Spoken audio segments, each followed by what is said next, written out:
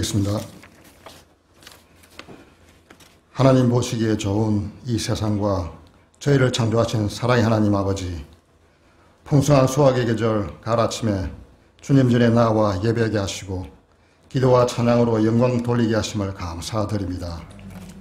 이 시간 영과 진리로 올려드리는 신실한 예배가 되길 원합니다. 주님 홀로 영광 받아 주옵소서.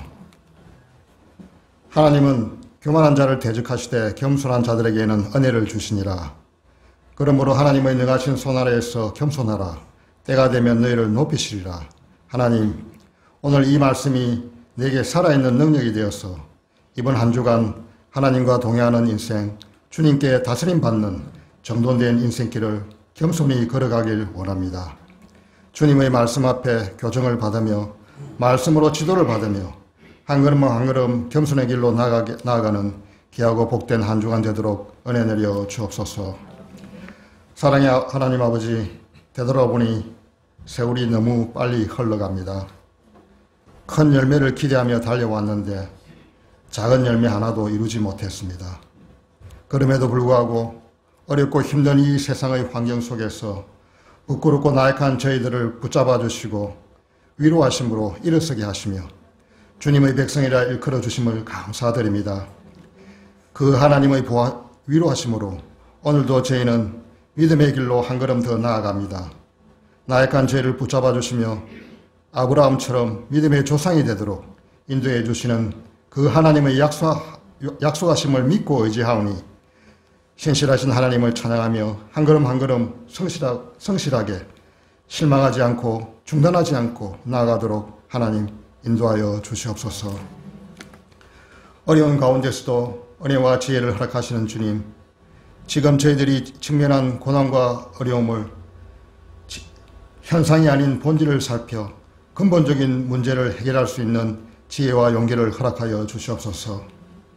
질병이나 경제적 어려움, 인간관계, 그 무엇이든 시련 앞에 결코 좌절하지 않고 담대하게 맞서게 하시며 주님이 고난과 시련을 통해 주시는 참뜻을 깨닫는 저희들 되게 하옵소서.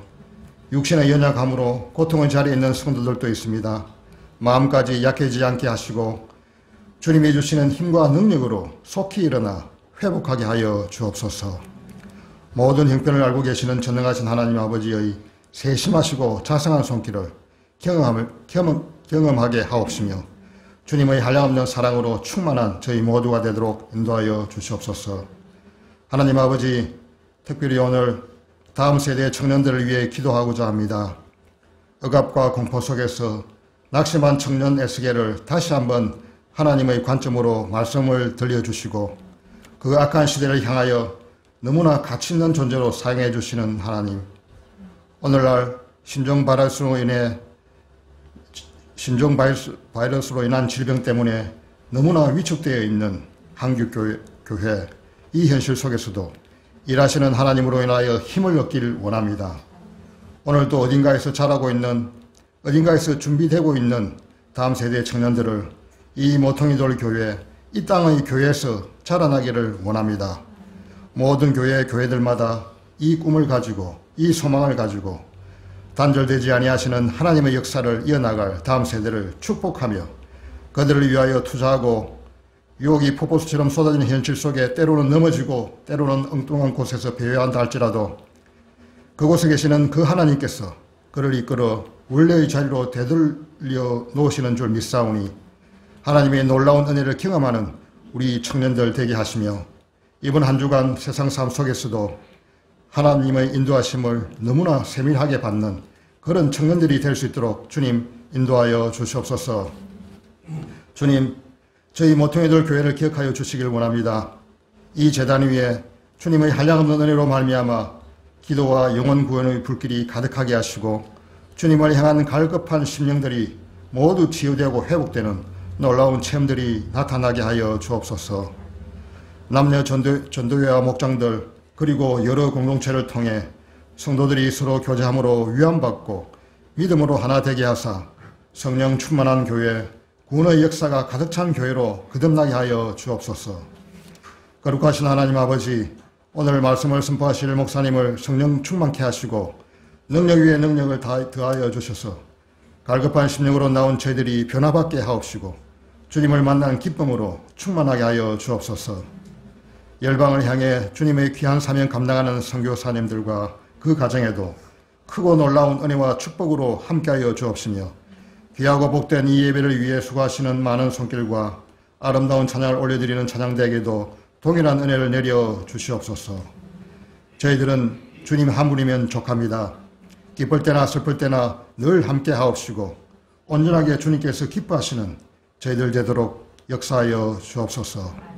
이 모든 말씀을 우리를 구원하신 예수 그리스도의 이름으로 기도드리옵나이다. 아멘. 요한복음 10장 22절에서부터 42절까지 있는 말씀 제가 읽고 마지막 42절은 같이 읽도록 하겠습니다.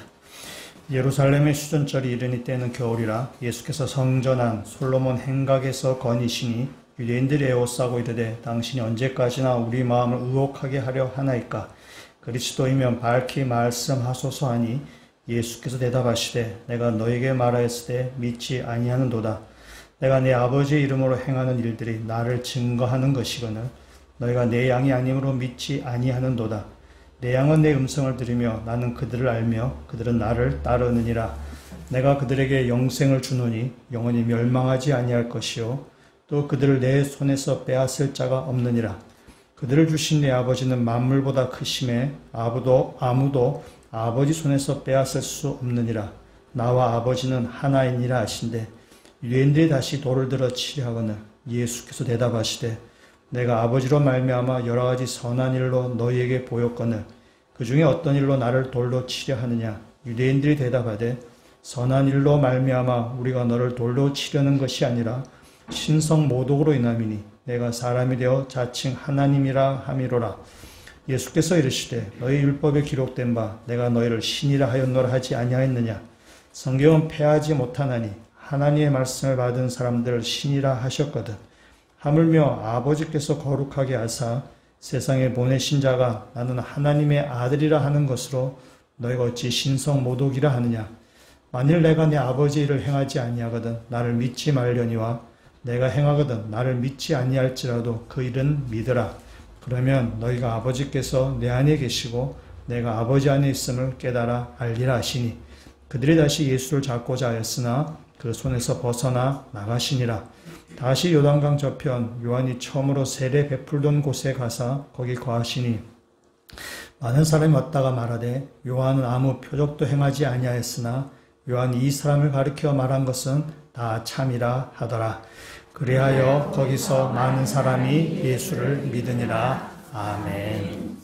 말씀 참 암송을 하도록 하겠습니다. 요한복음 10장 16절 말씀 또 이 우리에 들지 아니한 다른 양들이 내게 있으니 내가 이를 신이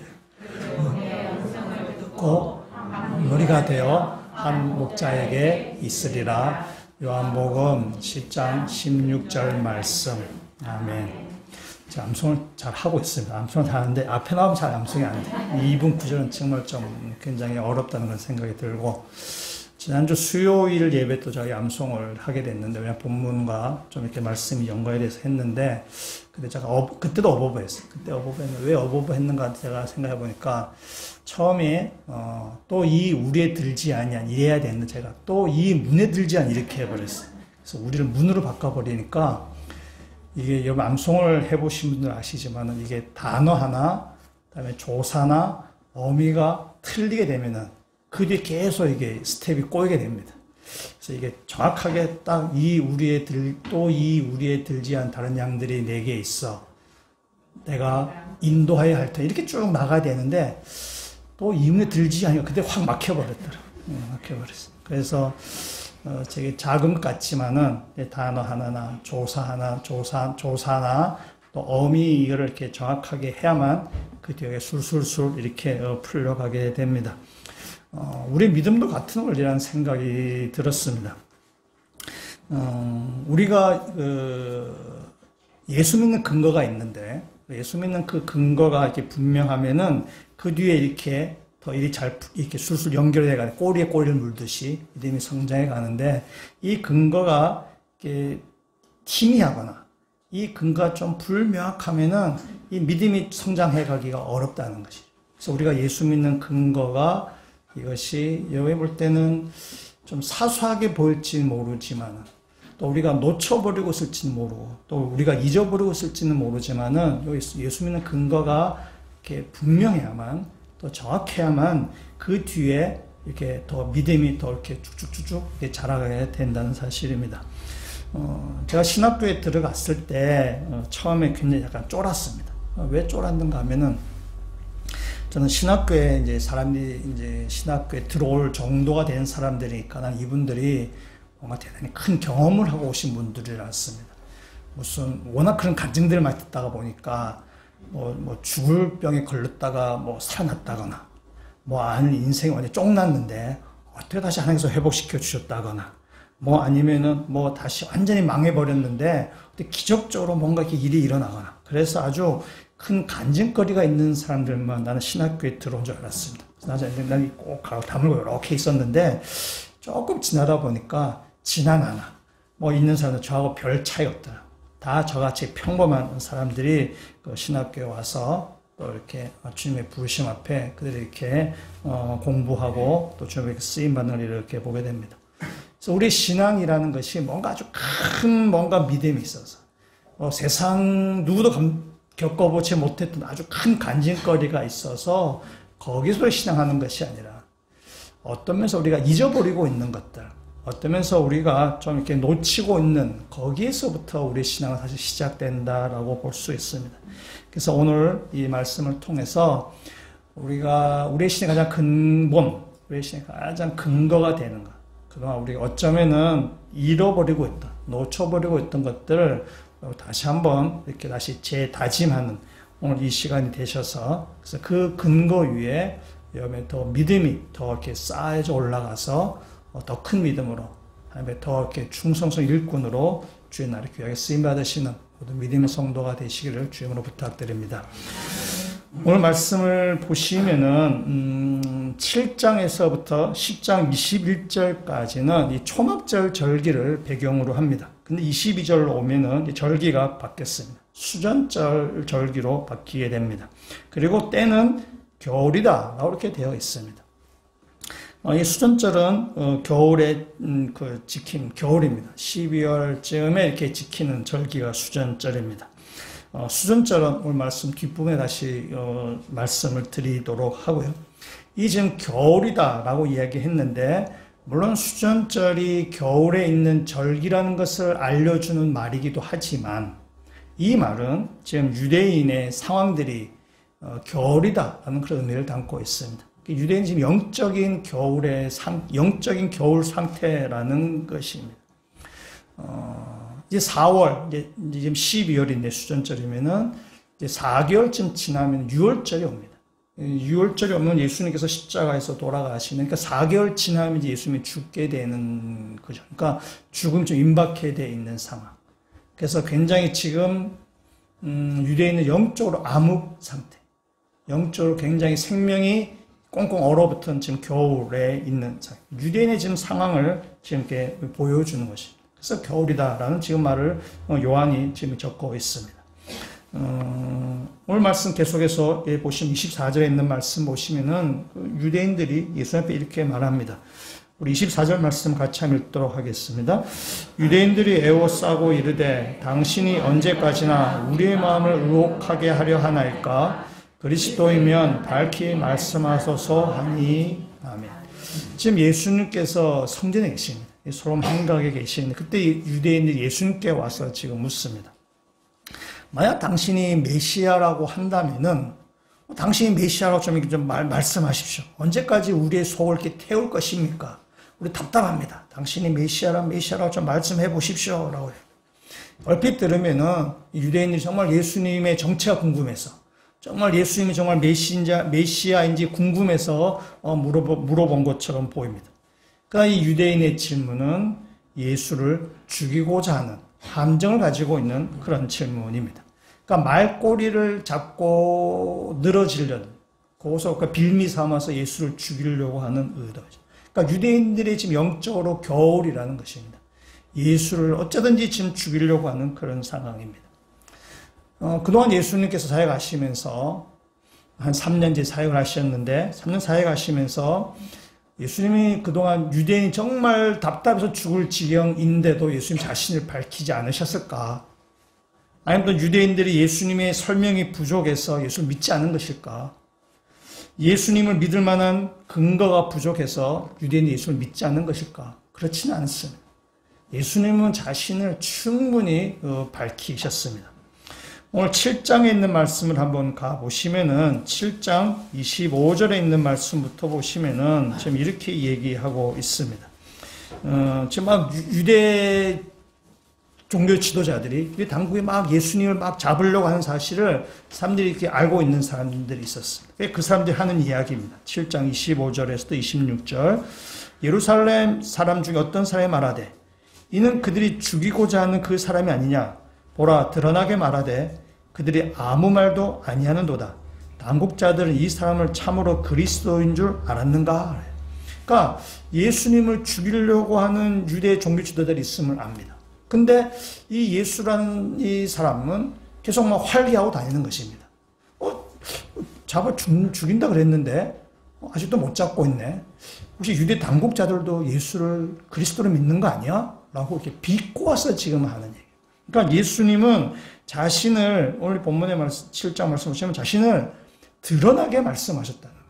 예수님의 사역이나 예수님의 말씀이나 그것이 막 이렇게 숨겨서 하지 않냐고 예수님 자신을 사람들이 충분히 드러나게 하셨다는 것입니다. 18장에 한번 또 가시면은 18장 20절에 있는 말씀을 가시면은 이거는 예수님이 붙잡히셔서 그 대제사장에게 신문 받는 과정 가운데 예수님이 그 대제사장의 질문에 지금 예수님께서 하시는 말씀입니다. 18장 20절 말씀 한번 같이 한번 읽도록 하겠습니다. 예수께서 대답하시되 내가 드러내놓고 세상에 말하였노라. 모든 유대인들이 모이는 회당과 성전에서 항상 가르쳤고 은밀하게는 아무것도 말하지 아니하였거늘. 아멘. 예수님이 대제사장의 그 신문 앞에 이렇게 말씀합니다. 나는 회당에서 또 유대인들이 모이는 그 성전에서 항상 가르쳤다.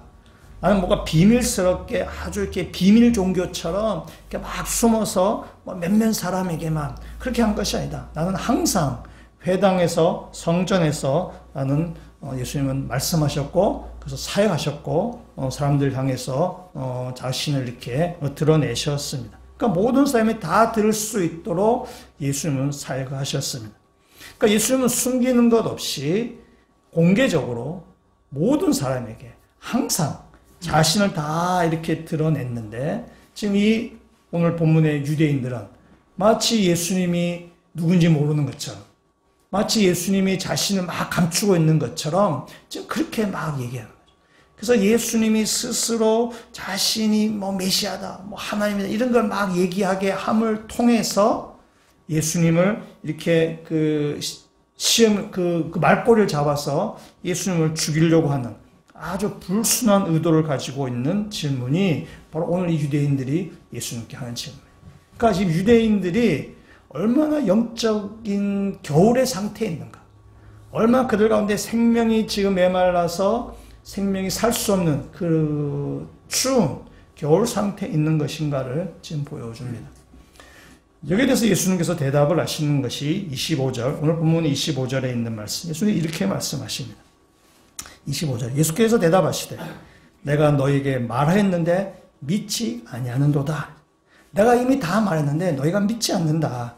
그리고 믿지 않는 이유를 말씀하십니다. 26절, 27절 말씀 같이 한번 읽도록 하겠습니다. 너희가 내 양이 아니므로 믿지 아니하는도다. 내 양은 내 음성을 들으며 나는 그들을 알며 그들은 나를 따르느니라. 아멘. 이 사람들이 왜 예수의 말씀을 믿지 않나요?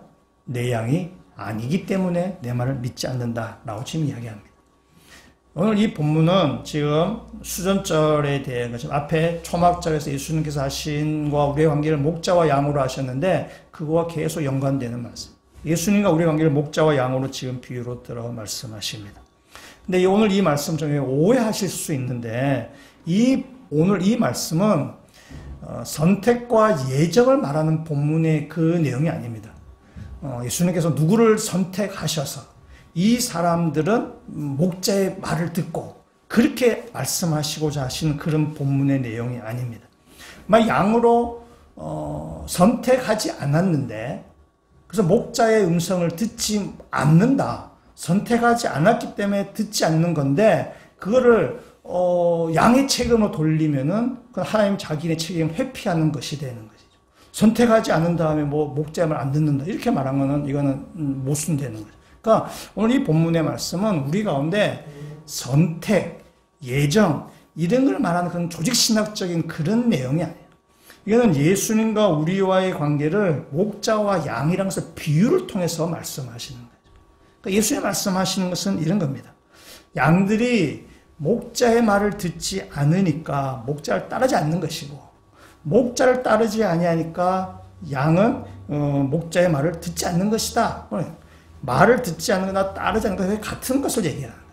그러니까 이 양이 목자의 말을 듣지 않으니까 목자가 양을 아무리 그 푸른 초장으로 아니면 아주 깊은 아주 샘물로 인도하는데도 이 양들이 그 목자의 말을 듣지 않는 거죠. 그러니까 거기에 생명이 있는데도 그 목자를 따라가지 않는 그 양을 지금 그 유대인들을 지금 이렇게 이야기하는 것입니다.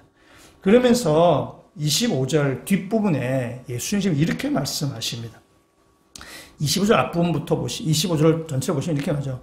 예수께서 대답하시되 내가 너에게 말하였는데 믿지 아니한다. 내가 믿지 아니한다. 그러면서 내가 내 아버지의 이름으로 행하는 일들이 나를 증거하는 것이거늘. 그러니까 예수님은 자신이 이 땅에 오셔서 하시는 일들, 예수님의 행한 일들이 자신이 누구인지를 증거한다라고 말씀하죠. 근데 너희들은 내가 행했던 일을 다 보고도 믿지 않는다는 거죠. 증거를 다 보여줬는데도 너희들은 왜 믿지 않느냐는 거죠. 그것은 너희들은 내 양이 아니기 때문에 목자의 음성을 듣지 않는다라고 지금 이야기하는 것입니다. 다 보여줬는데 예수님께서 말씀으로 또는 사역으로 다 보여줬는데 너희가 믿지 않는다라는 거죠. 예수님이 하셨던 일 보고 우리가 사실 믿는 것. 예수님이 무슨 일을 하셨는가? 나는 오늘 그 말씀을 보고자 하는 것입니다. 28절에 있는 말씀, 그럼 같이 한번 읽도록 하겠습니다. 내가 그들에게 영생을 주노니 영원히 멸망하지 아니할 것이요 또 그들을 내 손에서 빼앗을 자가 없느니라. 아멘. 이번 주에 암송 구절인데 오늘 28절의 말씀 보시면 예수님께서 하신 일이 무엇인가요? 예수님께서 하신 우리에게 영생을 주신 일입니다. 우리에게 영생을 주신 것입니다. 영생을 주셨고 그 영생을 주신 그 영원한 생명을 영원히 빼앗기지 않는다고 지금 말씀하세요. 우리가 영생을 주셨는데 그것이 우리가 영생을 소유한 사람으로서 그 누구도 이것을 빼앗기지 않도록 주님께서 우리를 붙들고 계시다는 사실입니다. 이것이 주님께서 하신 일입니다. 여기 빼앗는다 라는 말이 있는데 이것은 낚아챈다 라는 그 뜻입니다. 동일한 단어가 12절에서 쓰이게 되는데 12절 말씀 보시면은 이렇습니다. 싹구는 목자가 아니요 양도 제 양이 아니라 이리가 오는 것을 보면 양을 버리고 달아나느니 이리가 양을 물어가고 또 해치느니라. 여기에 양을 물어가고 이 양을 물어간다는 말이 28절에 빼앗는다와 같은 단어입니다. 그러니까 싹구는 이런 것이죠. 싹구는 지난 주일에도 우리가 말씀드렸지만 싹구는 그 품삯을 받고 일하는 사람입니다. 계약을 해서 품삯을 받고 일해요. 그래서 품삯을 받은 것만큼이라는 사람. 그보다 더 하거나 아니면 자기의 목숨을까지 희생해 가면서 일하지 않습니다. 자기가 받은 그 품삯만큼 일하는 사람이 바로 이 싹군입니다. 그래서 이리때가 막 공격해 들어오면은 자기 목숨을 지키기 위해서 양들을 이렇게 버려두고 도망가는 것이 바로 이 싹군이라는 것입니다. 자기 목숨을 더지 양을 위해서 희생하지 않습니다. 그러나 선한 목자는 양을 지킵니다. 선한 목자는 자기의 목숨을 내어놓는 데까지 자기를 희생하면서 그의 양을 지키는 것입니다. 결코 양을 빼앗기지 않습니다. 선한 목자는 자신에게 맡겨진 그 양을 선한 목자는 그 누구에게도 결코 빼앗기지 않는다는 것입니다. 우리의 선한 목자 되신 예수님께서 우리를 인도해 가실 때에 우리가 그의 음성을 듣고 그를 따라가며 그를 의지하는 한 원수 사탄이 우리를 주님의 손에서 결코 빼앗을 수 없다는 사실입니다. 주님의 손이 우리를 꼭 붙들고 계시다는 사실. 그것이 주님께서 행하신 일입니다. 말씀을 하나 한번 스크린을 보시겠는데 신명기 4장 34절에 있는 말씀인데 이 말씀은 모세가 이스라엘 백성이 이제 광야 40년 생활을 마치고 이 가나안 땅에 들어가는 광야 2세대에게 모세가 하는 설교가 바로 신명기인데 그 중에 한 부분입니다. 4장 34절 말씀 같이 제가 한번 읽도록 하겠습니다. 어떤 신이 와서 시험과 이적과 기사와 전쟁과 강한 손과 편팔로 크게 두려운 일로 한 민족을 다른 민족에게서 인도하여 낸 일이 있느냐? 이는 다 너희 하나님 여호와께서 애굽에서 너희를 위하여 너희의 목전에서 행하신 일이라. 아멘. 모세가 이스라엘 백성들에게 하는 지금 설교 중에 한 내용이에요. 하나님께서 강한 손과 편팔로 이스라엘 백성을 애굽에서 구원해 내셨다라고 말씀해요. 세상에 어떤 신이, 세상에 그 누구가 이 애굽에서 자신의 민족을 구원해 내겠느냐? 당시에 초강대국인 애굽에서부터 세상에 어떤 신이, 세상에 그 누구가 이 이스라엘 백성을 그 애굽에서 구원해 내겠느냐는 거죠. 오직 여호와 하나님만이 이스라엘 백성을 애굽에서 구원해 내신다. 예수 하나님의 그 강한 손과 편팔로 이스라엘 백성을 붙들고 애굽에서 또 구원해 내시고, 그래서 그 어떤 원수들로부터 하나님 당신의 백성을 지키신다는 것입니다.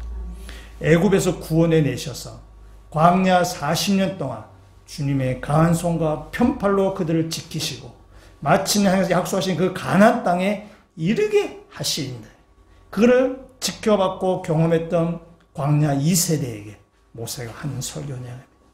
하나님의 강한 손과 편팔이 너희를 애굽에서 구원내신 것과 마찬가지로 이 가나안 땅에 갈 때 너희가 두려워하지 마라. 이 가나안 땅에서도 하나님의 강한 손과 편팔로 너희를 지키시고 보호하실 것이다 라는 것이 모세의 설교 내용입니다. 1950년 한국 전쟁이 일어났을 때에 돈 페이스라는 미국 중령이 그해 11월에 한국에 이렇게 부임해 옵니다. 그 부임해 오자마자 장진호 전투에 그가 투입됩니다. 장진호 전투는 11월 27일부터 12월 13일까지 미국 해병 1사단 약 15,000명의 연합군이 개마곤 장진호 주변에 12만 명의 중공군에게 이렇게 포위가 이렇게 되었는데, 그 포위를 뚫고 나오는 그 전쟁이 장진호 전투입니다. 이 페이스 중령이 그 장진호 전투에 이렇게 투입이 된 것입니다. 투입이 되어서 그 중공군과 맞서서 막 싸우다가 자기 그 상사가 실종이 돼서 갑자기 이 사람이 지휘관이 되어버렸습니다. 지휘관이 돼서 부하들을 끌고 그 포위를 막 뚫고 나오는 과정 가운데 그만 이 사람이 그 총을 맞고 죽게 됐습니다. 12월 1일 날 죽게 됐습니다. 그러니까 우리나라에 온 지 한 달도 채 되지 않은 가운데 그냥 이렇게 죽게 되었습니다. 그래서 그 전쟁이 치렀기 때문에 그의 유해가 그 야산에 산에 묻히게 된 것이. 2004년에 그 미 국방부 유해 발굴단이 북한과 협상을 해서 그 북한에 들어갑니다. 북한에 들어가서 생존 병사들의 증언을 토대로 해서 그 페이스 중령이 묻혀 있는 곳 추정된 지역에서 유해들을 이렇게 발굴해냈습니다. 그러니까 1950년 전쟁이고 2004년이니까 54년 정도 지나서 그 유해가 뭐 제대로 있겠습니까? 제대로 없는데 하여튼간 흙과 다름없는 그 유해들의 다 이렇게 수거해 갔습니다. 그리고는 그 페이스 중령의 동생에게서 유전자 샘플을 채취해서 DNA 확인 작업, 치약 감식 작업을 이렇게 다 벌였습니다. 그래서 이제 현대 과학을 다 동원한 끝에 2012년에 이 유해가 페이스 중령의 유해가 맞다는 것을 확인했습니다. 그리고 그해 4월 17일 날 그 워싱턴에 있는 알링턴 국립묘지에 그 페이스 중령을 이렇게 안장하게 됩니다. 이 페이스 중령이 한국에 와서 한 달도 되지 않은 가운데 전쟁 제대로 하지 못하다가 한 달 만에 죽었어요. 54년 만에 그 유해가 발굴된 것이고 8년 동안 신원 확인 작업을 한 것입니다. 그러니까 모두 62년이 걸린 거죠. 한 사람의 나이 한때는 62년이 걸렸어. 미국의 그 유해 발굴단의 모토가 그렇다고 합니다. 단 한 명의 전우도 전장에 남겨두지 않는다. 미 해병대 목표도 그렇다고 하죠. 미국은 전우를 남겨두지 않는다. No American left behind. 미국은 적군에 우리의 전우를 한 명도 남겨두지 않는다는 거죠. 그것이 시신이라 치더라도. 그래서 62년에 걸려서 그 북한에 가서 자신의 나라의 그 군인을, 그 유해를 이렇게 가져온 것입니다. 미국이라는 세상 나라도 자기의 나라의 국민을 이렇게 지키는 것입니다. 군인을 지키는 거죠. 적진의 시신이지만은 그대로 놔두지 않겠다는 것이. 그 시신을 조국의 땅에 묻히게 하겠다는 것이 그 미국 그 유해 발굴 유해단의 그 모토인 것이죠. 세상 나라도 자신의 백성을 그렇게 지키는데 이 천지를 주재하신 여호와 하나님께서 하늘나라의 백성인 저와 여러분을 그대로 보고 계시지 않는다는 것입니다. 하나님의 나라의 백성인 저와 여러분을 끝까지 지키고 계시다는 사실입니다. 하나님께부터 예수님의 손에 맡겨진 그의 양들을 예수님께서 자신의 목숨을 내어 놓을 때까지 그들을 지키시고 어떠한 원수와 어떠한 상황 가운데도 결코 빼앗기지 아니하는 선한 목자로서 주님께서 우리를 지키시고 계시다는 사실입니다. 그것이 우리가 믿는 믿음의 근거이십니다. 예수님이 우리를 꼭 지키시고 계시다는 사실입니다. 말씀 또 하나 보겠습니다. 29절에 있는 말씀을 보도록 하겠습니다. 29절 말씀 우리가 같이 한번 읽도록 하겠습니다. 그들을 주신 내 아버지는 만물보다 크심에 아무도 아버지 손에서 빼앗을 수 없느니라. 아멘.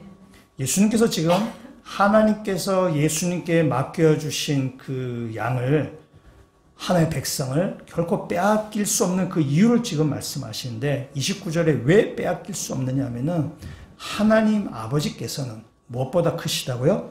만물보다 크시다는 거예요. 이 온 세상보다 훨씬 더 크신 거예요. 하나님이 이 세상을 창조하시고 이 세상을 주관하시는 분이십니다.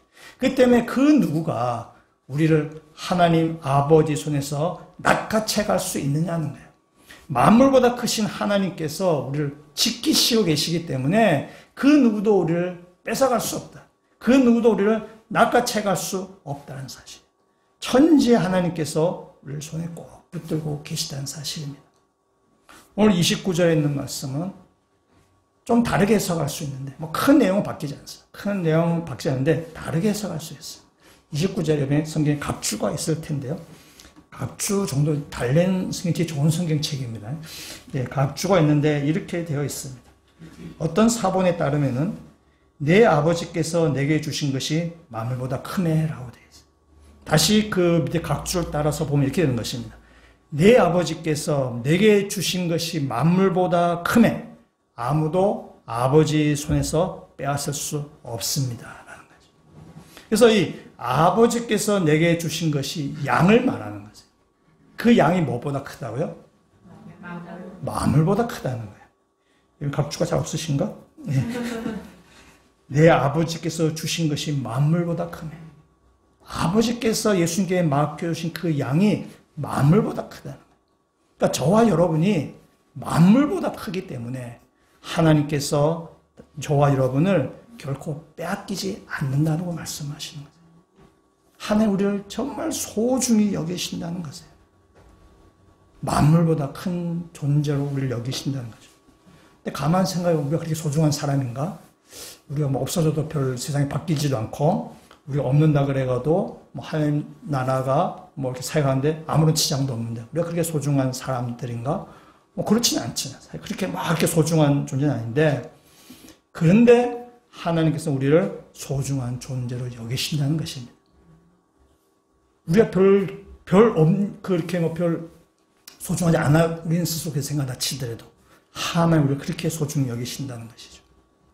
요한복음 앞에 우리가 9장에 보시면은 맹인이었던 사람이 나오는데 맹인이었던 사람은 날 때부터 맹인이었습니다. 날 때부터 맹인이었기 때문에 한평생 그는 빌어먹은 오늘 좀 거지입니다. 남에게 이렇게 빌어먹는. 남에게 빌어먹으니까 자존심은 이미 다 바닥이고 사람들이 손가락질 당하고 동네 아이들이 놀려가며 동네 아이들이 조롱하는 가운데 그는 하루하루를 살아가는 그런 빌어먹는 그런 인생입니다. 아무도 그를 사람으로 잘 취급하지 않는 그런 맹인입니다.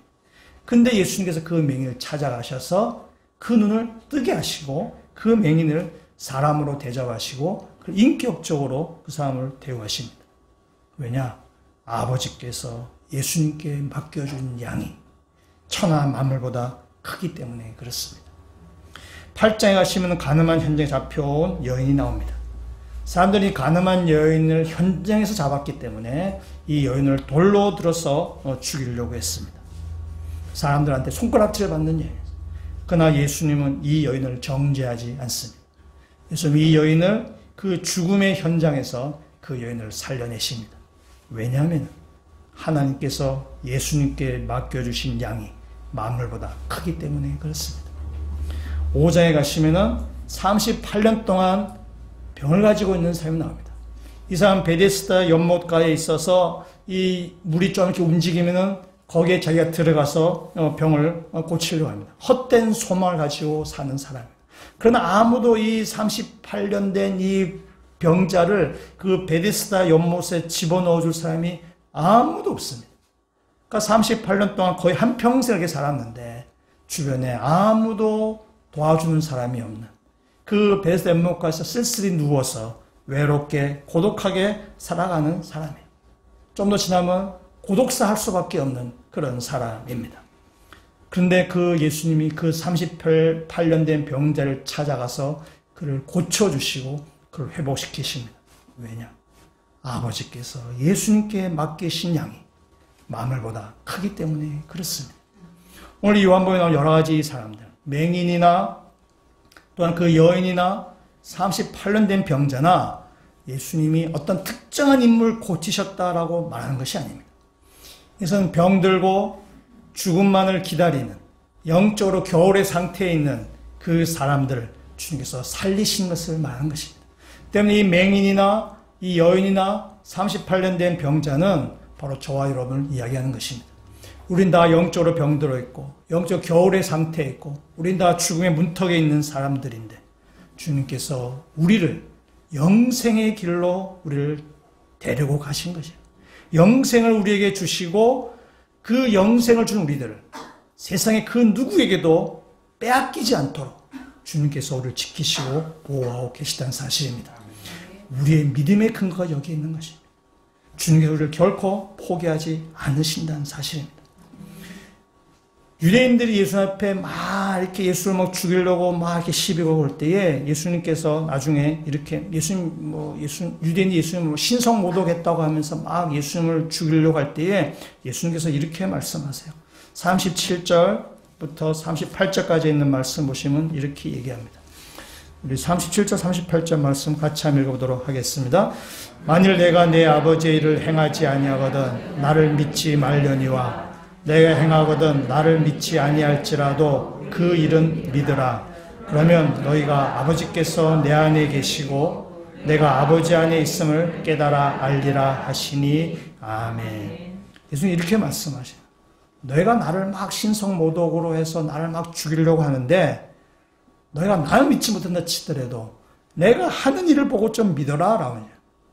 예수님께서 하신 일이 무엇인가? 앞에서 본 것처럼 영적으로 죽어있는 자들 가운데, 영적으로 병들어 있는 자들 가운데, 소망 없는 자들 가운데 생명을, 영생을 주신 것입니다. 그 생명을 준 예수님이 하신 일을 봐라. 그걸 너희가 본다면은 38절 마지막에 말처럼 아버지께서 내 안에 계시고 내가 아버지 안에 있는 것을 너희가 알 것이다. 왜냐하면 생명은 여호와 하나님께만 있는 것이기 때문에 예수님 우리 가운데 생명을 가져다 주시는 분이시고 그 생명 그 누구도 빼앗길 수 없는 하나님께서 맡겨주신 그 양을 그 누구도 빼앗기지 않도록 주님께서 자기를 죽이시면서까지 잘 희생하면서까지 그 양을 꼭 지키겠다고 지금 말씀하죠. 그 하신 일을 보고 좀 행하신 일을 봐라. 내가 행한 일을 봐라. 그러면 내가 누군지 너희가 알 것이다. 라고 주님께서 그렇게 말씀하시는 것입니다. 우리 이 말씀을 바울이 잘 정리한 것이 로마서에 있는 말씀. 우리 로마서 말씀은 중요하기 때문에 같이 한번 찾아서 한번 보도록 하겠습니다. 로마서 8장, 앞에 스크린도 나오겠지만은, 그러나 아주 여기 찾아보시면 되게 좋습니다. 신약성경 250페이지, 요한복음, 사도행전, 로마서. 예, 그렇습니다. 로마서 8장 32절에서부터 제가 한번 읽도록 하겠습니다. 자기 아들 아끼지 아니하시 우리 모든 사람을 위해 내주시니가 어찌 그 아들과 함께 모든 것을 우리에게 주시지 아니하겠느냐. 누가 능히 하나님께서 택하신 자들 고발하리요. 의롭다 하신 이는 하나님이시니 누가 정죄하리요. 죽으실 뿐 아니라 다시 살아나신 이는 그리스도 예수시니 그는 하나님 우편에 계신 자요 우리를 위하여 간구하시는 자신이라. 누가 우리를 그리스도의 사랑에서 끊으리요. 환난이나 공고나 박해나 기근이나 적신이나 위험이나 칼이라. 자기 아들을 내어주신 하나님께서 그 아들과 함께 우리에게 모든 것을 주시지 않겠느냐. 그러면서 38절, 39절 말씀 같이 한번 읽도록 하겠습니다. 바울의 멋진 고백입니다. 우리도 같이 고백이 되었으면 좋겠습니다. 같이 읽겠습니다. 내가 확신하노니 사망이나 생명이나 천사들이나 권세자들이나 현재일이나 장래일이나 능력이나 높음이나 깊음이나 다른 어떤 피조물이라도 우리를 우리 주 그리스도 예수 안에 있는 하나님의 사랑에서 끊을 수 없으리라. 아멘. 우리의 생명을 주신 그 하나님, 예수 그리스도에게 우리를 맡기셨고 자기 아들을 내어오신 하나님께서 결코 우리를 끊을 수 없다라는 바울의 고백. 이것이 이 시간 우리와 저와 여러분의 고백이 됐으면 좋겠습니다. 우리의 믿음의 근거가 여기에서부터 출발되는 것입니다. 우리에게 생명을 주신 예수 그리스도, 그 생명을 결코 빼앗기지 않은 예수님의 그 열심, 우리를 향하신 예수님의 그 희생이 있기 때문에 우리가 그 안에서 우리의 믿음이 자라가게 된다는 사실입니다. 오늘 이 말씀은 시간이 좀 애매모호해가지고 여기까지는 해야 되겠. 마무리할까요? 오늘 수전절에서 말씀을 잠깐 드리고 하겠습니다. 오늘 말씀은 수전절을 배경으로 지금 하는데요. 수전절은 한자로 보면 닦을수, 건물, 전, 절기절입니다. 그러니까 풀면은 성전을 닦았다, 성전을 새롭게 했다라는 그런 의미입니다. 이거를 수전절 이렇게 번역을 했는데 새 번역 성경은 성전 봉헌절 이렇게 번역했습니다. 성전을 하나님께 봉헌했다라는 의미입니다. 이것을 히브리어로 하누카라고 합니다. 성전을 봉헌했다라는 뜻이 하누카입니다. 이것은 율법에 나오는 절기는 아니고 신구약을 통해서 이 요한복음에 유일하게 나오는 절기입니다. 그러니까 이건 율법에 나온 절기가 아니라 유대 역사 가운데 어떤 발생한 사건을 유대인들이 지키는 절기입니다. 이 수전절은 12월에 성탄절 기간과 겹치게 됩니다. 그 때문에 유대인들은 이 수전절을 굉장히 성대에 잘 지킵니다. 유대인들은 성탄절을 지키는 사람들이 아닙니다. 예수 그리스도를 그들은 하나님의 아들로 인정하지 않았어요. 또 다른 그들은 메시아를 좀 기다리고 있기 때문에 성탄절을 지키지 않습니다. 근데 날짜가 좀 겹치기 때문에 유대인들이 막 한우카 이 수전절을 막 이렇게 명절을 지키면은 간혹 우리가 성탄절을 지키는가 착각을 불러일으킬 정도 기간이 겹치기 때문에 그렇습니다. 우리가 그 다니엘서 할 때도 한번 이 말씀을 드렸고 우리가 지난주에 초대교회 살아면서 그 구약과 신약 400년 사이에 중간사가 있는데 그때에 있었던 일입니다. 알렉산더 대왕이 그 마게도니아부터 이 인도까지 전 세계를 이렇게 지배했어요. 그 안에 팔레스타인도 들어가 있습니다. 근데 알렉산더가 그 세계를 지배하면서 했던 정책, 헬라화 정책입니다. 그 나라를 헬라화 시키는 것입니다. 헬라화 시키는데 그 알렉산더가 일찍 죽고 그 다음에 이제 그 장군들이 나라를 이렇게 그 땅을 나누어서 가지게 되는데 이 성경과 관계된 사람은 그 셀루코스 왕조입니다. 셀루코스 왕으로부터 그 장군부터 시작해서 한 왕조가 이루어지게 되는데 이 셀루코스 왕조가 그 팔레스타인 지역을 이렇게 다스리게 됩니다. 이 셀루코스 왕조 가운데 우리가 한번 이렇게 이렇게 알고 있어야 될 사람이 누군가 하면은 안티오코스 에피파네스 4세입니다. 여러분, 이 안티오코스 에피파네스 4세는 기억하지 못해도 암송하고 계셔야 돼요. 성경할 때 이 사람 이름이 나오지 않지만 다니엘서에도 이 사람 의미하는 그 이야기들이 이렇게 나오게 됩니다. 이 안티오코스 에피파네스가 그 유대를 이렇게 지배하면서 그 대제사장을 이렇게 잘라버렸어요. 파면시켜버렸어요. 파면시키고 그의 동생이 야손을 대제사장으로 이렇게 세웠습니다. 여기에는 뒷거래가 있었다는 뜻입니다. 뇌물을 받고 야손을 세웠어요. 그러다 조금 좀 세월이 지나서 또 야손을 또 자르고 그 다음에 메넬라우스라는 사람을 대제사장으로 옳혔습니다. 여기도 뒷거래가 있었다는 뜻입니다. 야손보다 더 많은 뇌물을 갖다 바친 거예요. 그리고 헬라와 정책을 지지하는 것입니다. 근데 야손 입장에서는 뒤통수 맞은 거죠. 그래서 꼭지가 놀아버렸어요, 야손이. 그래서 유대인들을 좀 이렇게 해가지고는 그 메넬라우스 그 제사장을 이렇게 대상을 다시 뺏으려고 막 이렇게 뭔가 이렇게 뭔가 이렇게 반란을 일으키려고 했습니다. 이 과정을 에피파네스는 반역으로 받아들였어요. 반역으로 받아들여서 예루살렘을 공격합니다. 공격한 날이 안식일이었어요. 안식일을 공격하니까 이 유대인들 안식일 아무 일도 안 하는데, 그러니까 공격할 때에 그러니까 유대인들은 그냥 죽게 된 것입니다. 그래서 하루에 한 1000명 정도가 죽는 뭐 그런 일이 발생을 해버린 것입니다. 그리고 성전에 이 안티오코스 에피파네스는 자기 흉상을 이렇게 세우고 또 성전 제단에다가는 제우스 신의 제단으로 바뀌어버리고 또 유대인들이 먹지 않는 돼지고기 피를 가지고 이렇게 제사를 지내기까지 했습니다. 그러니까 성전을 완전히 모독하는, 유대인 입장에서는 완전히 돌아버리는 일이 지금 발생한 것입니다. 그래서 유대인들이 뭐 화가 머리끝까지 나서 그 유대인 사회에서 그 원로였던 제사장 마띠아를 주축을 해서 그들이 반란을 일으키게 됩니다. 이 마띠아 좀 나이가 많기 때문에 5명의 아들이 있는데 그중 3번째 아들인 그 마카비가 이 반란을 주도하게 됩니다. 그래서 유대 역사에 있어서 이것을 마카비 혁명이라고 부르게 됩니다. 그리고 BC 166년에 성전에 있어서 모든 그 더럽혀졌던 것들, 우상들, 제우스 신상들, 그 성전을 싹 치워버리고 성전을 정화하게 됩니다. 그리고 그 성전 다시 정화한 다음에 다시 한 앞에 이렇게 봉헌하는 것이에요. 그것이 바로 수전절, 하누카라고 지키는 절기입니다. 이들이 성전을 그들이 다시 회복한 다음에 다 쫓아내고, 이방인 다 쫓아내고 성전을 회복했는데, 성전 등대에 이제 불을 밝혀야 되는데, 성전 등대에 그 불을 밝히는데 하루치 기름밖에 없는 것입니다. 율법에 따르면 그 기름을 매일매일 해야 되기 때문에 하루치 분량밖에 없는 것이에요.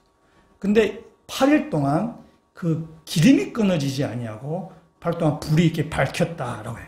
이제 기적 같은 일이 이제 벌어지게 된 것이죠.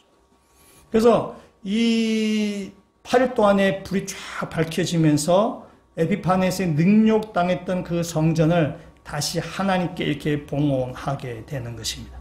그래서 유대인들은 이 하누카 절기가 되면은 그 등대에다가 이렇게 촛불을 이렇게 밝히게 되는 그런 의식을 하게 됩니다. 그 촛대를 하누카 메노라라고 이렇게 부르게 됩니다. 인터넷에 몇 가지 사진 한번 찾아봤습니다. 한번 사진 한번 보시면. 여기 보면 해피 하누카. 뭔가 느낌이 성탄절 같은 느낌이 들잖아요. 그죠? 기간이 겹쳐서 이렇게 되는 것 같습니다. 예. 집집마다 저 앞에 이렇게 촛대를 해놓고 합니다. 예, 아파트 같은 데 보면은, 이렇게 많더라고요. 예, 그 다음에, 이거는 이제 길거리에 저렇게, 촛불 형태입니다. 그리고 위에, 쭉 길거리에다 이렇게 하고요. 예, 어느 건물인가 봐요. 건물에, 이 밤이 되면은, 이렇게 불이 밝히게 되고요. 예, 이거는 통곡의 벽. 통곡의 벽에 이렇게 하누카 메노라가 있습니다. 가방에도 이렇게 있습니다. 저한테 열쇠 고리에도 이런 디자인이 있습니다. 그리고 이거는 뉴욕 맨하탄입니다. 뉴욕 맨하탄에 이렇게 촛불 형태를 하게 됩니다.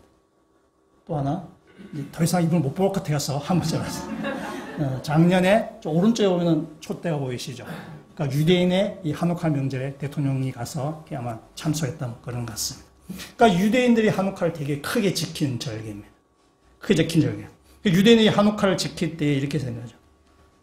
이 수전절을 지키면서 이방인들이 성전을 모독하고 또 유대인 입장에서는 굉장히 이방인들에게 있어서 고난을 당하고 신앙이 훼손을 당하는 그런 상황에서도 낙심하지 아니하고 그 고난을 이겨나갈 때에 하나님께서 우리를 지키신다라는 그런 고백을 가지고 유대인들은 한우칼을 지키게 됩니다. 우리는 유대인들은 아닙니다. 우리 유대인들은 아니기 때문에 우리가 유대인 같은 마음 한우칼을 지키지 않습니다. 그러나 오늘 본문의 말씀 보시면 예수님께서 이 수전절에 이 예수님께서 이 말씀을 지금 하시는 것입니다. 수전절에는 성전이 회복되는 거죠. 참 성전이신 예수 그리스도를 이야기하는 것이죠.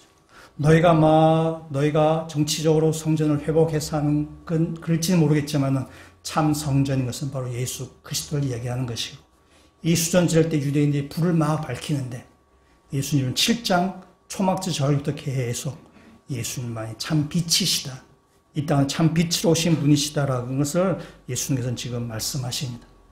그러니까 예수님 우리의 성전이 되셔서 우리와 함께 계시고 우리에게 빛이 되셔서 우리를 영원히 영생 가운데 가고 영생을 빼앗기지 아니하게 우리를 하나님 주님께서 지켜나가신다는 사실입니다. 이 땅에 신앙생활 하시면서 우리가 낙심하게 되거나 또 여러 가지 좌절되는 그런 상황을 만나게 되기도 할 것입니다. 그러나 여러분은 반드시 기억하셔야 될 사실이 있습니다. 하나님께서는 우리를 결코 빼앗기지 않으신다는 사실입니다. 우리의 영생을 주신 그 하나님께서 우리를 결코 포기하지 않으신다는 사실입니다. 지금 우리 코로나가 창궐해서 우리가 전에 기도하셨지만은 교회가 많이 위축이 되고 신앙생활에 대해서 우리가 여러 가지 불편함이 있지만 그러나 또 앞으로 우리가 어떤 일이 벌어진다 치더라도 주님은 결코 우리를 빼앗기지 아니하며 우리를 포기하지 아니하며 우리를 결코 놓치지 아니한다는 사실 꼭 믿고 어떤 가운데도 예수 그리스도를 꼭 믿고 예수의 빛 가운데 주님을 따라가시는 모든 믿음의 성도가 되시기를 주님으로 축원합니다. 같이 한번 기도드리시겠습니다. 주님께서 우리의 영생을 주시고 우리를 주님의 강한 손으로 붙들어 계심을 저희들이 믿습니다. 그 누구도 그 어떤 원수도 우리를 주님 손에서 빼앗을 수 없음을 저희들이 믿습니다. 그 믿음 위에 우리 신의 역사를 써 내려가게 되기를 주님 저희들이 간절히 간구합니다. 어떤 상황에서도 어떤 위기 가운데도 흔들리지 않은 믿음의 사람으로 이 땅을 살아가는 주의 백성들 되게 하여 주시옵소서. 예수 그리스도의 이름으로 기도합니다. 아멘.